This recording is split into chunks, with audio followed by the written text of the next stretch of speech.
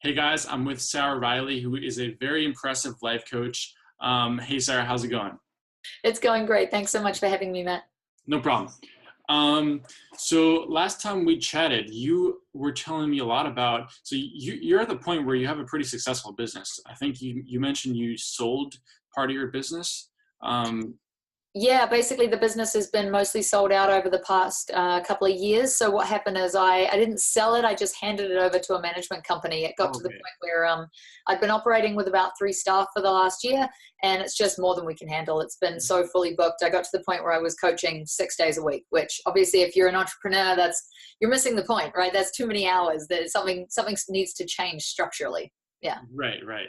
And I feel like now you're at the point where, like you mentioned to me that you're gonna take like a month off for snowboarding, which is so cool. Um, so it's like bringing in that sense of like balance that like why do we become entrepreneurs in the first place to have a sense of freedom? Yeah, And yeah, yeah, absolutely. I mean, why bring the employee problems into the entrepreneurial environment, right? yeah, The whole point of not having a boss is that if you want to go snowboarding, you can just go, right? You don't need anyone's permission, and you can just let your clients know when you are and aren't available, and then you can go have some fun, which is the point. right, exactly. Um, and this is going to be an interesting conversation because I talk to a lot of different life coaches, and usually they're like earlier on than you are.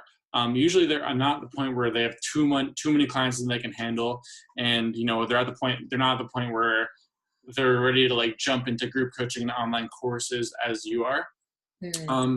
So it'll be really interesting to see how you got there. I'm sure a lot of people will want to know, maybe secrets isn't the right word, but just kind of what was going on and how you got there. You mentioned something really interesting that sales funnels don't resonate with you, and and there's something else that's kind of been the key to your success. And can you talk about a little bit about what that is? Yeah, absolutely. So, I mean, I got nothing against sales funnels. I think that there's a million different ways to get clients, and I think they probably all work depending on who's using them. Hmm. For me, I just never really got to the point where I needed to set up a structure like that, because what I learned at the beginning of really taking coaching full time was that mindset is the key. And I know how trite it is to say, oh, it's all about the mindset, right? Because everyone's like, yeah, mindset is good, but what are you doing? And, I get that. I don't disagree with it. But the thing is, if you're not able to receive, if you're not aligned with what it is you're trying to bring in, if you're not if you're not on the same frequency as what you're trying to do, then it doesn't really matter how hard you hustle and grind, right? If you've got walls between you and what you want, the hustle and grind can only take you so far. Hmm. And I mean, I did that at the start. Like I have a perfectly good work ethic. That's not the issue, right? I can hustle and grind with the rest of them. But I think the question we're going to ask ourselves is that sustainable, right? You can hustle and grind your way. You can force the income at the start, but can you keep doing that forever?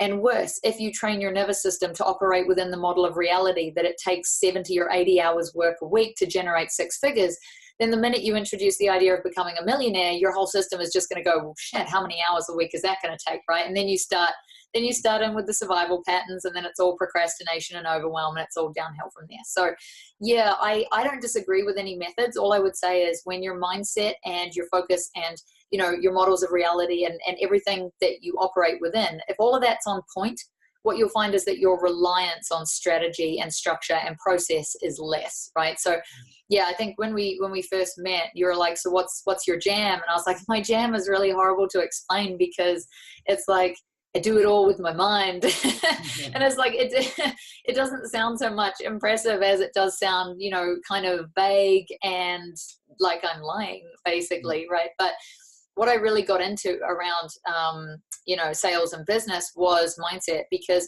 the bottom line is, if your programming, if your conditioning from childhood doesn't allow you to be wealthy, right? If being wealthy and being successful doing what you love to do is not incorporated within the parameters of your identity, then you're not going to be able to create it in the matrix, right? The environment does not stand a chance against whatever programming you have on the inside, because your whole world is a reflection of your identity and your beliefs, right? You are a projector on legs.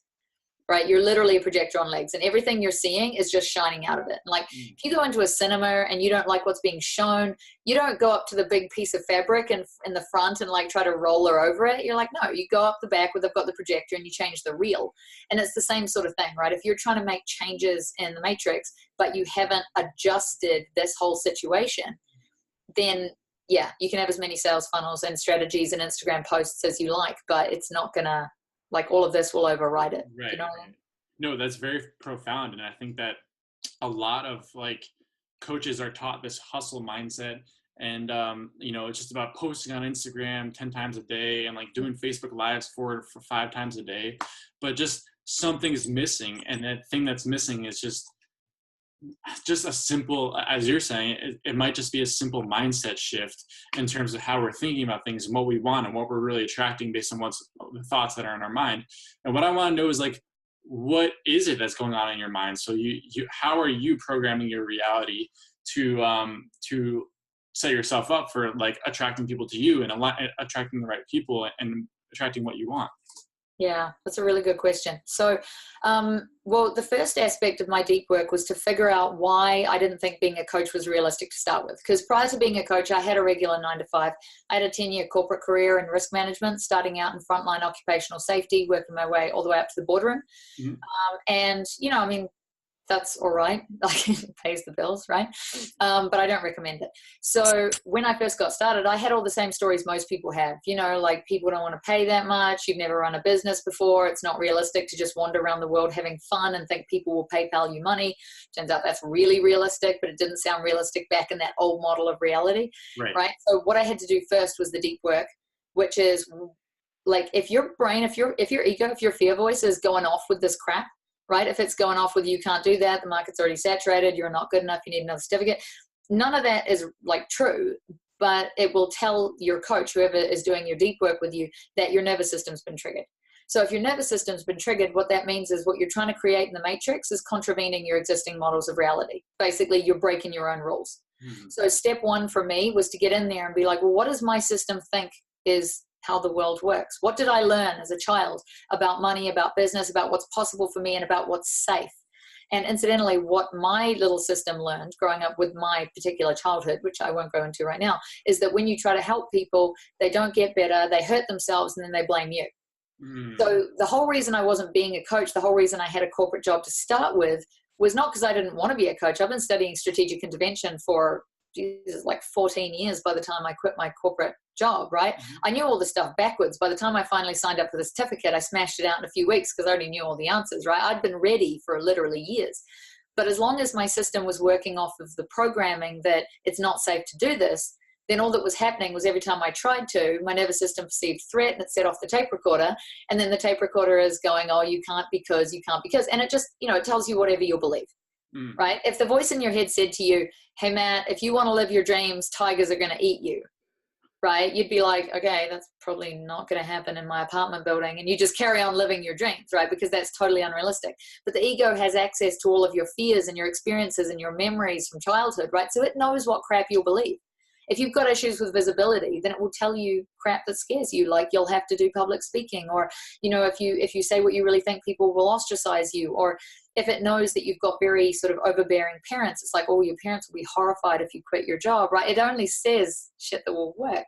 Right. So step one was do the deep work, figure out why your programming doesn't allow for you to welcome in this new reality. And then step two is to figure out, well, what reality do I want? Because once you learn about, like, if you learn basic applied quantum physics, and I don't mean like going to university to do a degree in it, right? You can download courses online from, Udemy or what's the other name, Coursera or whatever, and learn the basics of quantum physics. And then you can get into the applied stuff with, stuff by Dr. Joe Dispenza. Like, we live in 2018, right? The sum total of human knowledge is on the internet and freely available if you want to Google it. So if you get a working understanding of quantum physics and you're aware that belief precedes evidence, and you can understand the impact that you're having on the atoms around you, really all it comes down to is set a model of reality, align with it, commit to it, and then watch reality bend to it. Now, because we're on a limited time, I have oversimplified, but that's basically where we would get to even if I told a longer story. Yeah, no, I mean, that's totally, I know what you're saying. It's just first is uncovering like where your ego is at, how you think right now, and kind Yeah. of like pushing that all out. And it seems like you went through some sort of process to be able to do that and uncover that. And then Yeah. second is like mapping out where you actually want to be. And I mean, it kind of relates to goal setting. Really, it's just like kind of visualizing like what you really want, where you're going to be by X deadline, why you actually want it, and then just really like concretely visualizing everything. And it seems like you did that exceptionally well. I think, like, I don't know that it's that I do it any better than anybody else. It's more probably just a case of I can do it because I'm not being held back by any type of unaddressed trauma or anything that is getting in the way of it. Right? Because you got to Right. understand, humans are wired for survival, not fulfillment. Our nervous system perceives extended periods of happiness as vulnerability, right? We've got a lot of caveman shit going on in there. And the thing is, if you consider that we're wired for survival, your system is going to be naturally risk averse. It's going to be, moving you towards inactivity, eating, heat sources. That's why being on the couch in front of Netflix with dinner on your lap is so beautiful. Right. And trying to do a Facebook Live is so nauseating, right? Like, your system wants you to be safe, but your soul wants you to do everything, right? Who you are, the essence of you within this particular vehicle. This is soul versus biology on the truest possible level, right? Because you on the inside are like, I want to have the full human experience. I want to learn languages. I want to eat food in Italy. You do, by the way. If that's not on your list, put it on your list. I want to travel. I want to write books. I want to be a coach. I want to help people. I want to work with this. I want to do X, Y, and Z, right? But your biology is like, all we really want to do is survive because we're wired to keep the species going. So if all you want to do is survive, then yeah, follow your programming, listen to your egoic voice, and do all of that, and you will stay alive, but you won't thrive, you won't live in abundance, you won't have an impact, you won't go on adventures, all the rest of it. So yeah, programming, I would say, is the underlying thing that has to be changed. Because if you are struggling to do any of this, if you're struggling with procrastination, perfectionism, overwhelm, any of the like survival patterns, about 16 documented right now, and I can never remember them off the top of my head. If you're struggling with any of these, all it means is that your conditioning, your like the parameters of your identity and the way you have learned that reality works is not in alignment with what you're trying to do. Right. It's like updating your computer. You know how if you never update your computer, shit stops working, like Flash Player won't run and like Zoom craps its pants, and it's like, it doesn't work because it doesn't have updated stuff. Same with people. If you're running the same coping mechanisms you learned when you were 7, trying to run your business when you're 29 or 35 or 43, not applicable, won't work. Mm-hmm. Yeah. Yeah, that's a really good way to, I never really thought about, I mean, I know I've thought a lot about the difference between biology and psychology and soul and whatnot, but the way you've described it as soul wants everything and biology is kind of limiting you and just focus on survival. I've never really thought about it that like in those terms before, but that's a really good way to think about it. My question to you, since this is a short one and we'll wrap up soon, my question to you is, what advice would you give to coaches who are struggling to get clients? This is an easy one and no one's going to like my answer. Pretty much every coach I've ever spoken to who isn't making money doesn't have a coach. And here's the reason that's a massive problem, right? One, if you don't believe you're worth investing in, you are radiating that on every discovery call you get on, right? You either believe you're worth investing in or you don't. If you believe it, you will do what it takes to get a coach, get a mentor, get what you need to move forward. If you don't believe it, you won't, but then it's really not fair to expect other people to invest in you, right? Yeah, I love that so much. I personally have a business coach, and he helps so much. It's like ridiculous how much it helps. And really, like, if we're selling something, it's like, especially if you're selling coaching, it's like, if you don't have a coach, then it's hard to know, like why are you selling it? Does it work for you? But it's like so much easier to convince people to, like, of the benefits of it when you're actually coming from a place where you use it yourself and you're getting benefits from it yourself. So yeah, I really like that advice. Very simple, very, very concrete. Yeah, and if I can just add to it, I really want to let people know, like, clients aren't stupid, right? The people who get on your discovery call, they're not stupid. They can feel it when there's a kink in the energy. And if you're telling them that there's a light at the end of the tunnel and you're too afraid to go in, then you're going to get all your excuses reflected back to you. Right? Discovery call will tell you, oh, I really can't afford it right now, if that's the excuse you're using for not getting someone. The thing is, you can't ask, ethically speaking, you can't ask clients to do stuff you wouldn't do. And when you tell someone that coaching will help immeasurably, that the ROI is like thousands of times over, that this is the decider between moving forward and not moving forward, which it legitimately is, but you don't live that truth, two things are going to happen. One, you're lying to them. So, because you don't really believe it. So there's an ethical conundrum with that. But like the second thing is you're really setting yourself up to perpetuate this problem, right? Because then you're going to bring in a whole lot of unhealthy beliefs about, oh, well, people just don't want to pay. It's like, no, your world's reflecting back to you what you believe. The issue isn't that they don't want to pay. The issue is that you don't want to pay. Right. I've noticed that myself, actually, is the people that say that, oh, my potential clients can't afford my services. Those are the people that have like their own psychological dilemmas around money. Oh, it's all projection. It's all projection. Absolutely. I never have a problem with people not wanting to invest in themselves because I typically put around 100 grand into my own education every year. Mm-hmm. Yeah. And so I just don't see that back because it's just not the world I live in. Right. Nobody's like, oh, I can't. They're like, give me a couple days. I got to move shit around. But no one is like, no. Because if you are fully physiologically congruent with what you're saying, you're fine. Like the thing is, the only time coaches come across as salesy is when they're trying to convince the discovery call person and themselves at the same time. Right? If you're coming across as salesy, it's because you don't really get it. If you're enthusiastically and authentically sharing, it's not salesy. It's salesy when you don't believe it either, because then you're spouting a script and you're not congruent. Yeah, I totally agree with that. And I think too often we're taught to use a script and like kind of use this pre-prescribed formula, but it doesn't feel like when I've tried using a script in the past, I felt very inauthentic when I was doing it, and I quickly stopped doing that, like on like kind of sales calls. But you know, I found that it's much better just to talk to someone and get to really uncover, like get to really connect with their energy and get to really uncover what their needs are, and just have it be like, okay, yeah, I can actually solve your problem, or no, I can't solve your problem. Here's a person that can. Yes, I agree wholeheartedly. I think like if you've been through something amazing, you want to share it, and that's not really hard to sell, right? Like I refer to it as getting your bullets dug out, because for me, that's really the difference between therapy and coaching. Like when I had therapy, it was kind of like, they stemmed the bleeding and they gave me the painkillers, and I got a lot smarter in the process.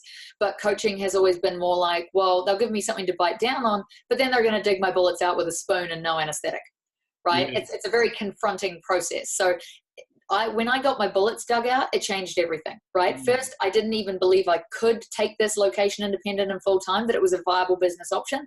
Get the bullets dug out, signed up for my North American certification, launched a business, been sold out ever since. So the ROI is like hundreds of thousands of dollars, right? So when I tell someone, no, you got to get your bullets dug out, right? You cannot be operating from that old model of reality. You cannot be operating from those limited parameters of your old identity and still expect to bring in the money, right? There's no selling in there. I'm just telling you from experience. I'm literally describing to you what happened, and it's authentic. And so people don't feel weirded out by it, and they do want it. So there's no real sales involved if you're living your truth. If you're having to sell, it's probably a part of you that needs convincing.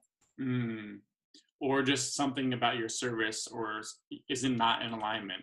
Yeah, absolutely. It's like, do you believe it's worth that? Right. Have you done it? Right. Okay. Thank you so much for this awesome, like profound and very concrete, simple advice. I think this will be extremely helpful. This is a very inspiring like success story. So I really appreciate you taking the time to do this interview. Yeah, it really means a lot. No problem. It was an absolute pleasure. Thank you for having me.